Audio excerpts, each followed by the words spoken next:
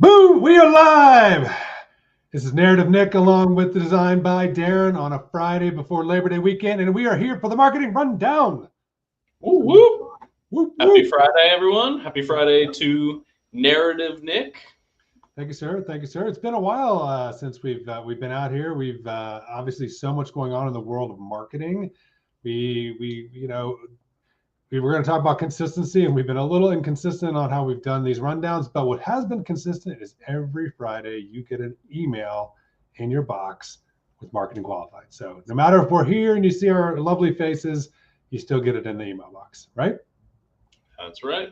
All right. So we're going to talk about two things today. We're going to talk about how to hack the world's most expensive billboard, which was hilarious, and just a good lesson here about narrative. And then we're going to talk about what a successful marketing actually looks like, which is, I think, sometimes even with life, there's a misnomer about what this really looks like. So you ready to jump into it? Designed by Darren? Let's jump into it. I think let's start with this ad and let's pull it up here. And I'm Yeah. curious, Nick, why you are Narrative Nick today. Let's talk about narratives in ads and in marketing.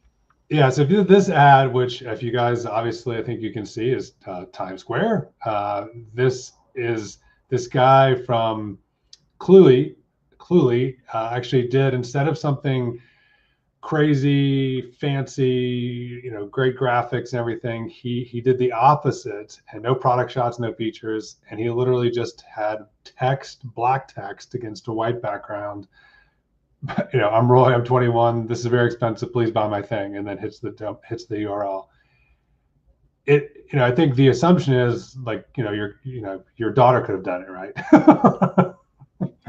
Yeah, there's a lot of elements to this that I like and that are funny and clearly catch attention. But from a design perspective, when you're used to seeing these neon billboards, shining lights, especially in Times Square, just black text on white clearly stands out, and you see it front and center.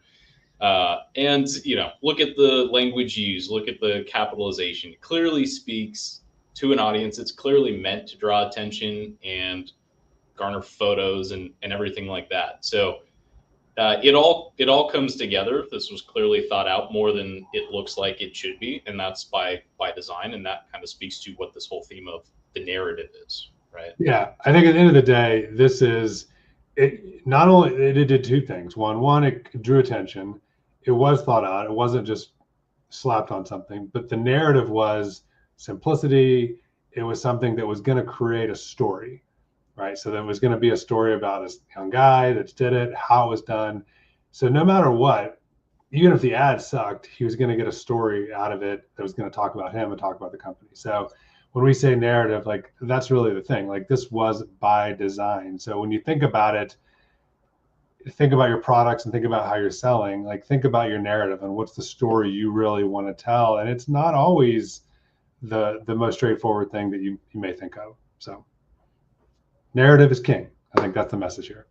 Yeah, we tend to, we fall into this trap, and I think a lot of marketers do too, of just really getting lost in the details and lost in the sauce a little bit, especially when you've been working on these things for a very long time. You're very zoomed in, and we need to make sure to take a step back and think about the larger narrative uh, as we're putting these things together.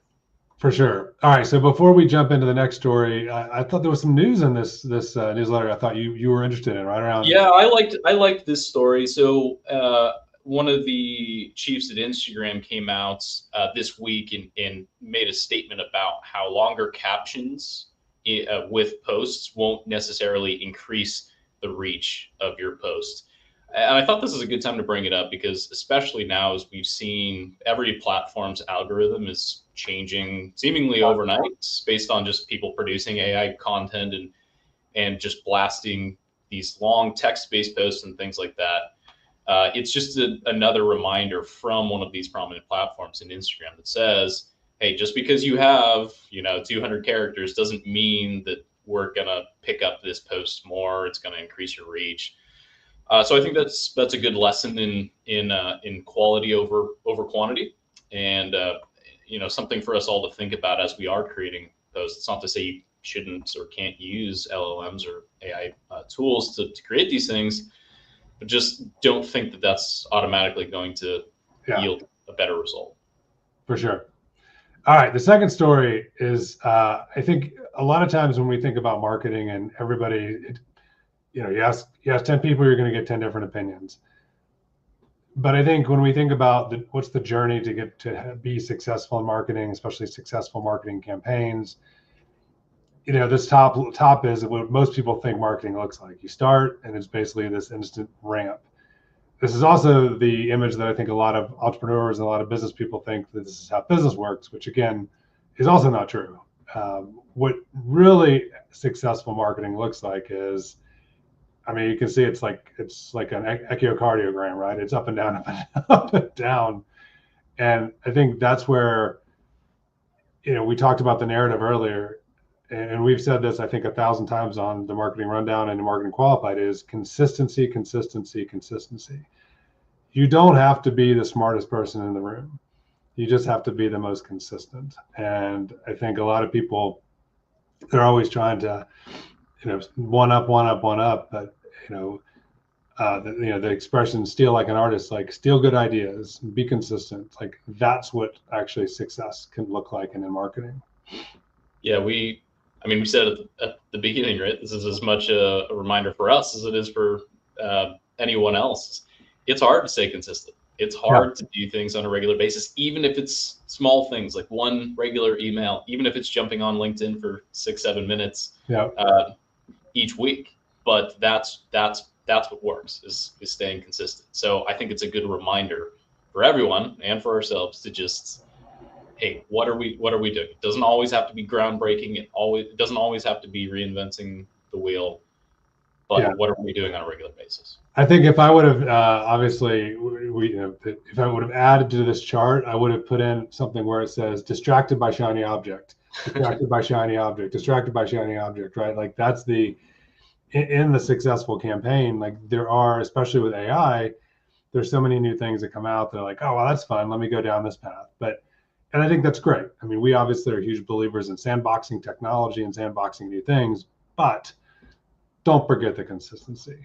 Don't forget that that's the key message here is like, keep it going, keep it going, keep it going, keep it going. Even if it's not the best, consistency will win the day. All right. Anything else on this one? I think it's it, right? I think we'll end with the marketing meme of the week, which I thought this was good.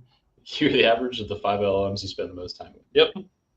I think this is funny, especially as each of these different LLMs establish their own character and calling cards. You tend to see these trends and yeah. I think anybody can relate. Yeah.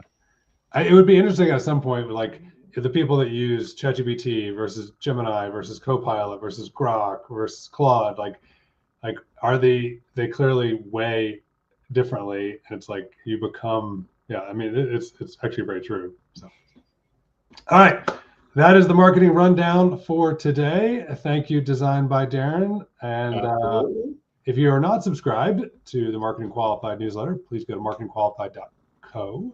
And you can also go to our other newsletters. Channelbites.com is where we have our tech news to check that out at your convenience. So thanks again. Have a great Labor Day weekend. And Darren, it's baseball, is big baseball. Yeah, go Padres. Go Padres. All right, guys. Have a great weekend.